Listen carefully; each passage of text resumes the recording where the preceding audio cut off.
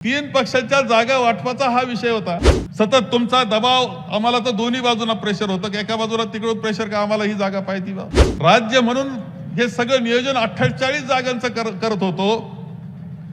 त्यावेळेस एकत्र बसणं साहजिक आहे की तीन पक्ष एकत्र मित्र पक्ष होते, पण त्यांचा विषय नाही, तीनच पक्षांचा विषय झाला। मित्र पक्ष मदतीला, तीन पक्षांच्या जागा वाटपाचा हा विषय होता। आणि जागा वाटप करत असताना हे सोपं काम नव्हतं। पहिल्या 30 जागा समजा सहज गेल्या, पण नंतरच्या 18 जागा, 18 वर 5-6 जागा, नंतरच्या 2-3 जागा आणि नंतर मात्र 1-2च जागा त्याच्यामध्ये सांगली। किती तेव्हा पहिल्या फिरीत 30 जागा आणि जो पहिल्या जवळजवळ 45 जागांचा विषय मिटला। राहिल्या 3 जागावर 3 महिने गेले। एक वस्तुस्थिती तुम्हाला सांगतो, रात्री 12-12, 1-1, 2-2 वाजेपर्यंत चर्चा चालल्या। सतत तुमचा दबाव आम्हाला तर दोन्ही बाजूंना प्रेशर होतं की एका बाजूला तिकडून प्रेशर का आम्हाला ही जागा पाहिजे बा। त्यांचे 14 खासदार पूर्वी निवडून आलेले शिवसेनेचे, आपली अवस्था कठीण होती ही खरं आहे। यांचे सुद्धा राष्ट्रवादीचे खासदार सुद्धा संख्या मोठी निवडून आली आहे। या सगळ्या याच्यामध्ये चर्चा जी करावी लागत होती, ती चर्चा एक जागे करता घासून घुसून करीत असताना 3-4 जागांवर खूप कठीण परिस्थितीतून अडचणीतून आम्ही गेलो। तुमचा दबाव काही कमी नव्हता आमच्यावर, सांगलीचा दबाव होता की ही जागा हक्काची आहे। त्यांचं म्हणणं होतं की आम्ही कोल्हापूरची जागा जी आमची होती, खासदार आमचा होता, ती आमची सोडलेली, तर आम्हाला ही जागा पाहिजे। आम्ही म्हणायचो की आमची पारंपरिक जागा आहे। तुम्ही टीव्हीवर काय ऐकलं असेल आमचं ते शब्द परत सांगितले पाहिजे असं नाही, तुमचंही पाठ झाले आम्ही काय काय बोलतो। किती घासाघीस, किती ताण तणाव, परंतु ह्याच्यामध्ये मी आपल्याला सांगेल की आपल्या सगळ्या कार्यकर्त्यांचा दबाव होता, परंतु त्यामध्ये विश्वजित कदम, पृथ्वीराज पाटील, विश्वजित कदम, विशालवी हे सातत्यानं एवढा आग्रह, एवढा दबाव, म्हणजे मीटिंग संपून 1 वाजता कुठं पोहोचतोय आम्ही, घरी पोहोचतो, झोपण्याच्या वेळेस विश्वजीतचा फोन, काय केलं तुम्ही आज? दिल्लीला किती चक्र मारल्या मला माहित नाही, तुम्ही अध्यक्ष असायचेच बरोबर। दिल्लीला चक्रा, शेवटी दिल्लीला दखल घेऊन आम्हाला विचारायचे काय करताय तुम्ही। शेवटी दिल्लीवरून सुद्धा केसी वेणुगोपालजी, स्वतः सगळ्या देशाचं इलेक्शन पाहणारे माणसं म्हणजे केसी वेणुगोपालजी, ते स्वतः मुंबईला। एवढंच नाही तर मुकुलजी वासनिक यांच्याकडे पूर्णपणे राज्याच्या सगळ्या राज्यांची जबाबदारी अलायन्सची त्यांच्यावर, ते सगळी चर्चा असताना ते मुंबईला। रमेश चेनिथालाजी आपले प्रभारी ते मुंबईला, आणि ते स्वतः सुद्धा बैठकीला बसले आणि आग्रह धरला की आम्हाला ही जागा पाहिजे। परंतु शेवटी असं आहे की हे मान्य करावं लागतं आपल्याला की त्या आमच्या मित्र पक्षांनी मात्र त्याला मान्यता त्यांनी दिले नाही।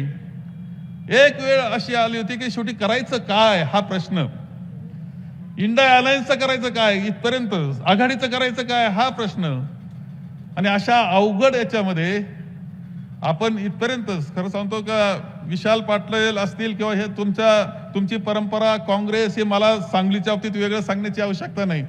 तुम्ही काँग्रेसला वाढवलं, जपलंय, आणि आतापर्यंत नवी पिढी सुद्धा मनापासून जपते, त्यांचं कौतुक केलं पाहिजे अशी लढाई ते करतात, याच्या बाबतीत माझ्या मनामध्ये आणि आमच्या मनात शंका नाही।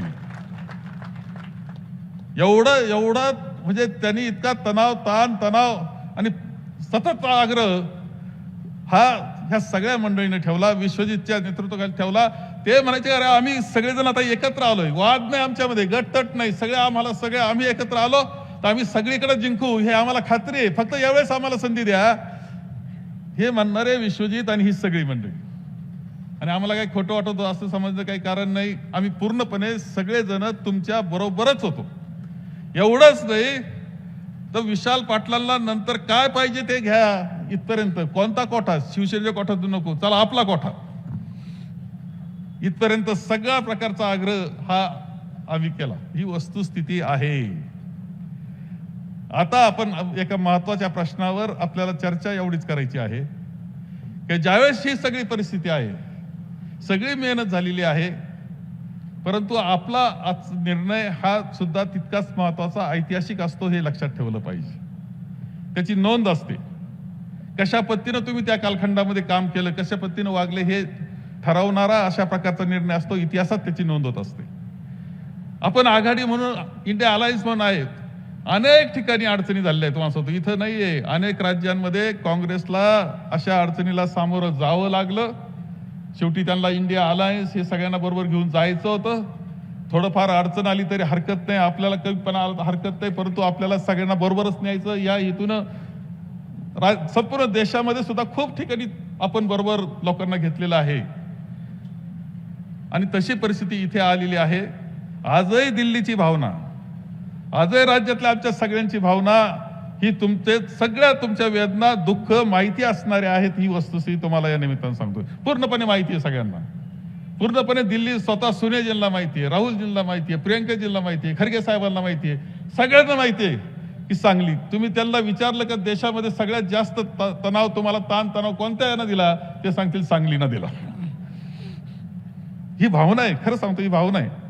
परंतु ज्यावेळेस आपल्याला ऐतिहासिक अशा पद्धतीच्या निर्णयाची वेळ येते, त्यावेळेस काल सुद्धा मांडलं, राहुलजी काल बोलले, ज्यावेळेस येते त्यावेळेस तुम्ही किती कसे वागले याला महत्व आहे असं माझं मत आहे.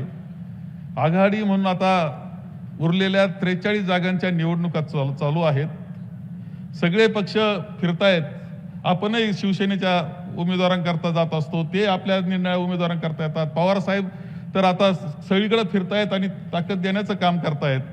शेवटी कशा करता करतोय आपण, त्याचा उद्देश एकच आहे शेवटी, की राज्यामधून आणि देशामधून भारतीय जनता पक्षाला हद्दपार करणे ह्या उद्देशाने सगळे लढत असतील तर माझ्या मते त्यामध्ये आपलाही सहभाग असला पाहिजे.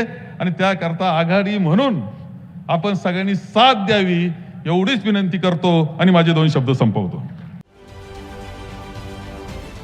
महाराष्ट्रातील सर्व बातम्यांचे विश्वासार्ह व्यासपीठ, सकाळच्या सर्व सोशल मीडिया प्लॅटफॉर्मला लाईक, फॉलो आणि सबस्क्राईब करा. तसंच सर्व नोटिफिकेशनसाठी बेल आयकॉन प्रेस करायला विसरू नका.